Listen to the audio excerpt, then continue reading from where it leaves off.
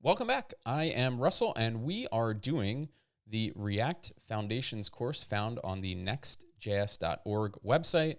You can find it here by going to nextjs.org/learn/react-foundations. If you have not done so already, you should go back and do the other ones because we are on the last chapter, I believe, of this. Chapter 10. So with that, let's get right into it. We're going to learn about server and client components. So to understand how server and client components work, it's helpful to be familiar with two foundational web concepts. The environments your application code can be executed in, the server and the client, and the network boundary that separates server and client code. So, server and client environments. In the context of web applications, the client refers to the browser on a user's device that sends a request to a server for your application code. It then turns the response it receives from the server into an interface the user can interact with. So if we think about this, right, whenever we want to access a page on the internet, we have to do that using a browser. You may be familiar with these like Google Chrome, Brave, Edge, Safari, right? These are all browsers, and they're really an application that exists on your device. You may have these mobile browsers as well, right? They may be on your phone, they may be on a laptop, a PC, right? Whatever it may be, you need to access a website through a browser, which is an application. And when we type in a URL, it's going to send a request to a server for some content, right? And that's typically HTML files, CSS files, and JavaScript files.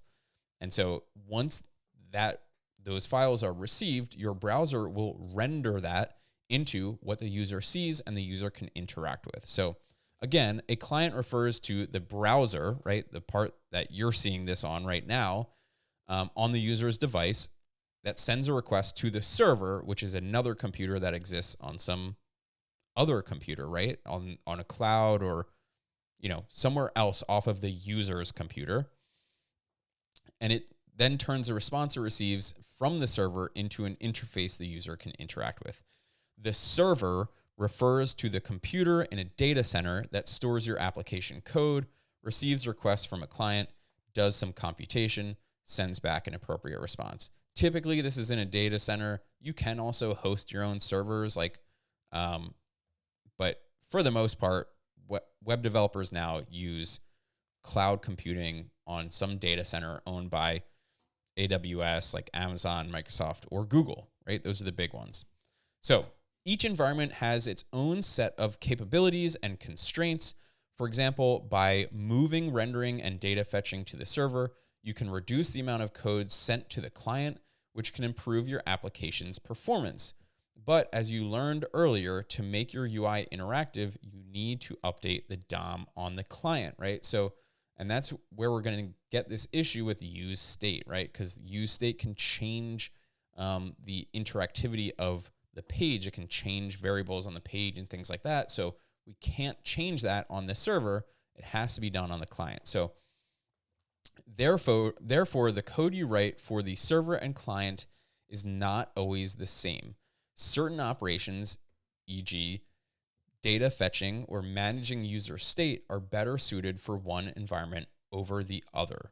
So the network boundary. The network boundary is a conceptual line that separates the different environments. In React, you choose where to place the network boundary in your component tree. For example, you can fetch data or render a user's posts on the server using server components, then render the interactive like button for each post on the client using client components. Similarly, you can create a nav component that is rendered on the server and shared across pages. But if you want to show an active state for links, you can render the list of links on the client. So this is something you're going to get very familiar with as you start using Next.js more frequently. Understanding which components or parts of components will need to be client or server components, right? So we can break down components into their parent and children, and sometimes we'll build a component where it's a server component, but there's a piece of it that might be client in the examples like they just listed with likes and navbar links and so forth. Behind the scenes, the components are split into two module graphs. The server module graph or tree contains all the server components that are rendered on the server, and the client module graph or tree contains all client components. After server components are rendered, a special data format called the React Server Component Payload, RSC, is sent to the client. The RSC payload contains the rendered result of server components and placeholders or holes where client components should be rendered and references to their JavaScript files. So you don't really need to understand too much about what happens sort of behind the scenes with this React Server Component Payload. Just understand that basically if you have, a component that can be partially rendered on the server side, it will render as much as it can, and then you can have a client piece of that is not fully rendered on the server side, but it's passed along with a hole in it and a reference to the JavaScript where that piece of the component can be rendered. I know it's a little bit abstract, but as you build this, you will understand it more. React uses this information to consolidate the server and client components and update the DOM on the client. Let's see how this works. So, using client components, as you learned in the last chapter, Next.js uses server components by default. This is to improve your application's performance and means you don't have to take additional steps to adopt them. It's also good for security if we are pulling things from the database. Number one, the data is closer, but two, we can securely pull that data on the server side without exposing things like API keys. Looking back at the error in your browser, Next.js is warning you that you're trying to use state inside a server component. You can fix this by moving the interactive like button to a client component.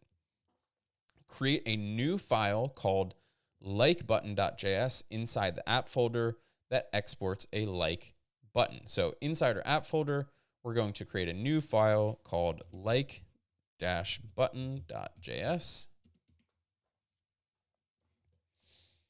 And we're going to export default function called like-button. Move the button element and the handle click function from page.js to your new like button. So from our page.js, we're going to take the button first, and we're going to put that inside the curly braces. And we're going to put a return statement in here. Return. There's our button. And then we need also our handle click function. And this will go above the return statement. Okay. Next, move the likes state and import use state.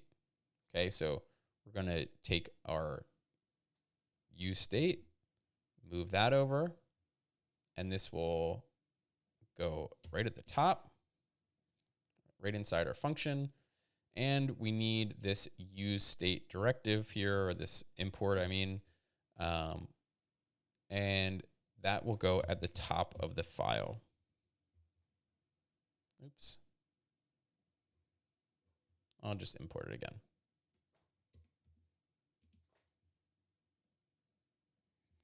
Import use state from React. Okay. So with that, we've basically moved all of the interactive part of our page.js into this new like button. Okay. But now our page loads, but we don't have the like button in here.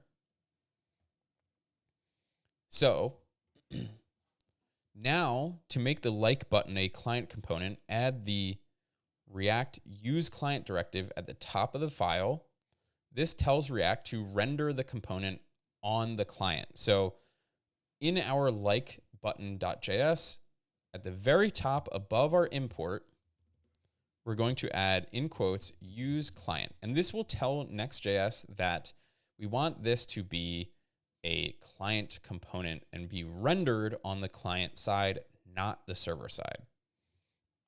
Now, back in your page.js file, import the like button component into your page. So we're going to go back. I'm going to close these because we don't need them. I'm going to go back, and at the very top here, I'm going to import. And if I just start typing like button, it will show up for me, and it might do that for you as well. If not, you're just going to type import like button from /like button. Okay, and that's going to import the component, and then we're going to add it back to where it was, right here, like button. And if you remember, this is JSX. We basically created this self-closing tag component. Okay, so we're like button with the slash and the caret. Okay, save both files and view your app in the browser. Now that there are no errors, once you make changes and save, you should notice the browser automatically updates to reflect the change. This feature is called Fast Refresh. It gives you instantaneous feedback on any edits you make and comes pre-configured with Next.js. And this is basically what it's saying. Fast Refresh performed a reload. So basically we changed the code, and instead of having to close down our development server and reopen it, it refreshed the page so that our changes appear here. So now we have our like button back, and we didn't have to like close the server or anything like that. Okay. Now, to recap, you learned about the server and client environments and when to use each. You also learned that Next.js uses React server components by default to improve performance, and how you can opt into client components for to smaller parts of your UI. Sorry. Maybe this is another sentence. You also learned that Next.js uses React server components by default to improve performance, and how you can opt into client components to smaller parts of your UI interactive. Again, doesn't make much sense, but I think it's saying to make smaller parts of your UI interactive. Additional reading. There's a lot more to learn about server and client components. Here are some additional resources: server components, client components docs, composition patterns, the use client directive, and the use server directive. Again, important stuff to learn. And I just want to show you that this all works now. So we can click this button and it shows it's all working. So this part, everything up here, is actually being rendered on the server, whereas this button itself is only being rendered on the client. And that's why we can interact with it, whereas this stuff is not interactive. So it's a sort of abstract concept, but you're going to want to start understanding which parts of your application need to be interactive, so that you can know which will have to be client components, and everything else you can render on the server, because it will be faster and ultimately work better and give a better experience for your users. And you'll understand more of that as you build more. So with that, you've completed chapter 10, and congratulations. That was a really great introduction to both React and Next.js. So what's next? We're going to go right into it with it, which is chapter 11. So congratulations on creating your first Next.js application. To summarize, you explored the foundational knowledge for React and Next.js, and you migrated from a simple React application to a Next.js application. What's next? Continue learning React. Over the years, many courses, videos, and articles have been created to help developers learn React. While it's hard to recommend resources that will fit your learning style, one valuable reference is the React documentation, which is right here, react.dev. Great place to learn more about React. And it contains interactive sandboxes to help you practice with these topics. Learning Next.js by building a dashboard app. Continue learning Next.js by creating a dashboard app. This course will introduce you to the main Next.js features and get you practicing by building a more complex project. And we will be making another playlist about that one as well. So check it out in the YouTube.